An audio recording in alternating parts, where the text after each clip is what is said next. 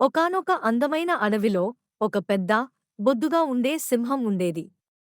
దాని పేరు రాజు. రాజు చాలా బలమైనది, కానీ దాని మనసు మాత్రం పసిపిల్లల మనసులా చాలా మంచిది. అది ఎప్పుడూ ఆడుకోవాలని అనుకునేది. రాజు ఆడుకోవాలని బయటికి వస్తే, అడవిలోని జంతువులన్నీ భయంతో పరుగులు తీసేవి. అయ్యో, పెద్ద సింహం వస్తోంది, మనల్ని పట్టుకుంటుందేమో అని అనుకునేవి. రాజుకు చాలా బాధగా ఉండేది. నేను ఆడుకోవాలనుకుంటున్నాను, ఎవరూ నాతో ఆడట్లేదు అని అనుకునేది. ఒకరోజు ఒక చిన్న కుందేలు రాజు దగ్గరకు ధైర్యంగా వచ్చింది. పెద్ద సింహం, నువ్వు నాతో ఆడుకుంటావా అని అడిగింది. రాజు కళ్ళు ఆనందంతో మెరిశాయి. ఖచ్చితంగా అని గట్టిగా చెప్పింది. అప్పటినుండి పెద్ద సింహం రాజు, చిన్న కుందేలు మంచి స్నేహితులయ్యారు.